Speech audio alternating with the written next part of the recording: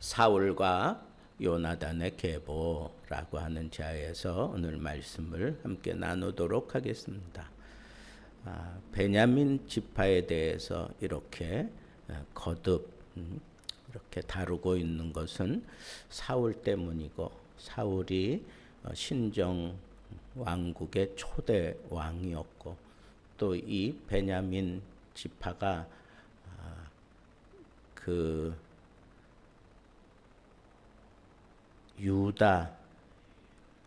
유다와 열 지파가 헤어질 때 베냐민은 이쪽으로 붙습니다. 그래서 남유다 그리고 북이스라엘 이렇게 갈라지는 통에 이 언약의 흐름을 따라 베냐민이 유다 지파와 함께 남유다를 이루게 되고, 그리고 성전을 지키고 하나님의 말씀을 지키는 쪽을 택했기 때문에 하나님께서 이 베냐민 지파를 소중하게 보신다. 그리고 다윗이 통일 왕국을 이루어 갈 때 아주 큰 역할을 담당하게 되었고, 또 비록 남유다도 멸망하고 바벨론에서 70년 세월 보내고 돌아왔을 때 이 베냐민 지파 사람들이 주도적으로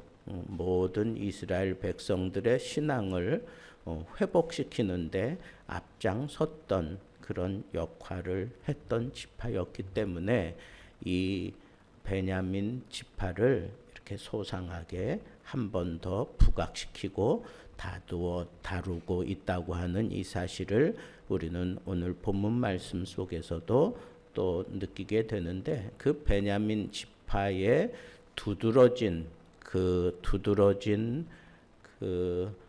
영웅 가운데 사울이 있고, 그리고 왼손잡이 사사 에훗이 있습니다. 그런데 이 사울은 명목상으로 아주 중요한 역할을 했다면, 우리가 잘 아는 대로 그 초대 왕일 때만에 그냥 끝나버리고 말잖아요. 왜 그랬어요? 하나님의 말씀을 버렸기 때문에 하나님도 사울을 버리고 다른 왕을 세우게 됩니다. 비록 일대만에 끝났지만 그 후손들은 오늘 말씀해 보니까 계속 끊어지지 않고 이어지면서 이렇게 바벨론 포로 이후에도 주도적인 역할을 하는 그런 영웅들로 그렇게 계속해서 그 명맥을 유지해 나가고 있는 것을 기록하고 있는 것입니다. 그러면 사울은 명목상이라면 실제적으로 이 사울의 그 가문을 이어가게 했던 사람은 바로 그의 아들 요나단입니다. 이 요나단을 통해서 사실은 왕가가 끊어지면서 그냥 그 가문도 멸절당할 수 있는데 그러지 않아요. 왜 그래요?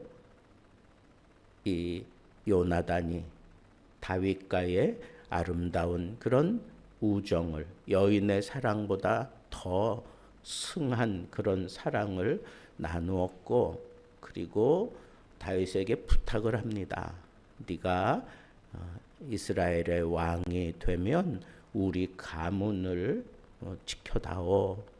그래서 그 요나단의 아들, 전쟁통에 이렇게 도망가다가 유모가 떨어뜨려 가지고 절름발이가 된 무비보셋을 다윗은 통일 왕국이 되고 난 이후에 항상 그의 상에서 이 무비보셋과 함께 식사를 하는 그런 영광을 무비보셋에게 그렇게 허락을 합니다. 약속을 지키는 거죠. 언약을 지키는 거예요. 그래서 다윗과 요나단의 이 언약에 대해서, 이 사랑에 대해서 예수님도 이렇게 귀중하게 다루고 있는 것을 우리는 신약 성경에서도 보게 되는 것입니다. 이처럼 사울이라면 그냥 그 대가 끊길 뻔했는데 그의 아들 요나단 때문에 다윗을 왕으로 인정해주고, 그리고 네가 왕이 되었을 때 우리 가문을 돌봐달라고 그렇게 부탁하고 난 이후에 자기 아버지를 배신해요. 그리고 결국은 그도 전쟁 중에 죽고 난 이후에 그 자손들을 다윗이 끝까지 또 지켜주고 있는 것을 보게 됩니다. 이런 과정들이 있었기 때문에 이 베냐민의 영웅 사울의 가문이 계속해서 이어져 내려오게 되었다고 하는 이 사실을 우리는 아주 소상하게 들여다봐야 합니다. 왜냐하면 성경 기자가 바로 거기에다가 분명한 체크를 해 놓았기 때문에 오늘 말씀이 기록된 것입니다. 자, 그러면 요나단이 이 다윗을 돌보아주는 그런 역할을 목숨을 걸고 해주어요. 실제로 사울이 자기 아들 요나단도 죽이려고 했던 것을 우리는 성경에서 보게 됩니다. 그만큼 사울의 입장에서 볼 때는 요나단의 행위는 반역을 일으킨 행위입니다. 다윗을 도와준다고 하는 것. 그런데 이 요나단은 끝까지 다윗을 돌봐줍니다. 그리고 사울의 손에서 무사히 도망갈 수 있도록 그렇게 도와주는, 돌봐주는 그런 역할을 했던 것을 우리는 잘 알고 있습니다. 그렇기 때문에 다윗도 다 끝난 가문이지만 다윗이 그 무비보셋을 오히려 왕의 상에 앉혀놓고 끝까지 돌보고 있는 것을 우리는 성경에서 보면서 인간의 언약도 이렇게 소중하게 지켜지며 그 가문을, 그 혈통을 지켜내는 그런 역할을 한다고 하면 하나님과 내가 맺은 언약, 하나님의 그 언약이야말로 얼마나 더 확실하고 얼마나 더 분명하게 내 삶 가운데 이루어지고 우리가 보지 못한 미래를 하나님이 그 언약 가운데 이루어 주실까 하는 그런 믿음이 저절로 생겨날 수밖에 없다고 하는 것입니다. 사울의 범죄로 말미암아 다 끝나 버릴 수밖에 없는, 징벌을 받아서 그냥 끝나 버릴 수도 있었던 가문이지만 그 아들 요나단 때문에 멸족당하지 아니하고 오히려 그 어느 가문보다도 더 크게 부흥하고 번영할 수 있었던 것은 바로 이 요나단의 다윗을 향한 뜨거운 사랑이었다라고 하는 이 사실, 그리고 그 언약으로 맺어진 이 두 사람 간의 이 사랑이 이런 아름다운 결실을 맺게 되었다라고 하는 이 사실을 우리는 알 수가 있습니다. 마찬가지로 범죄함으로 심판을 받아서 바벨론으로 끌려갔다가 70년 만에 돌아온 이스라엘 백성들이 돌아오기는 했지만 이미 폐허가 되어진 그 예루살렘을 보면서, 이미 그 다 무너진 성전을 바라보면서 참 낭망할 수밖에 없고 지칠 수밖에 없는 그런 이스라엘 백성들이 오늘 이 말씀을 떠올리면서, 이 말씀을 읽으면서 우리도 할 수 있다.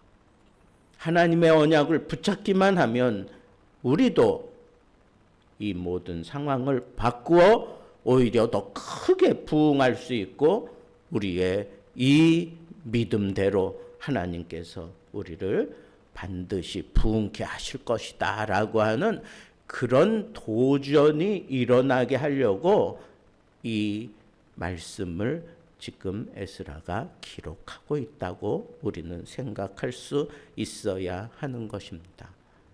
저는 오늘 말씀을 이렇게 묵상하면서 분명한 거 하나, 그것은 하나님의 말씀은 신실하다는 거예요.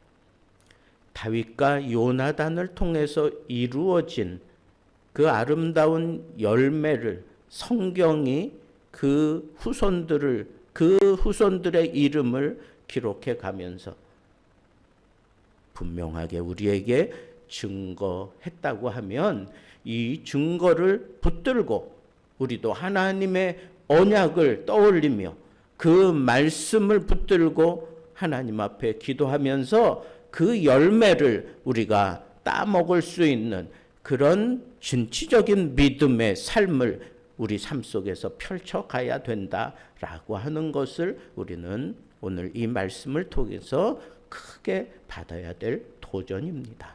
오늘 이 하루도 아니 우리 평생에 하나님의 언약의 말씀은 반드시 믿음을 따라 이루어진다라고 하는 이 사실을 분명하게 붙들고 오늘 하루도 하나님이 이미 허락해 놓으신 이 모든 복을 언약을 따라 내 것으로 만들 수 있는 지혜를 발휘하고 내 삶 속에서 맺어지는 이 풍성한 열매를 마음껏 따먹으며 하나님께 크게 영광을 돌리고 우리의 삶의 풍요로움을 누릴 수 있는 복된 날 되기를 우리 주님의 이름으로 축복합니다.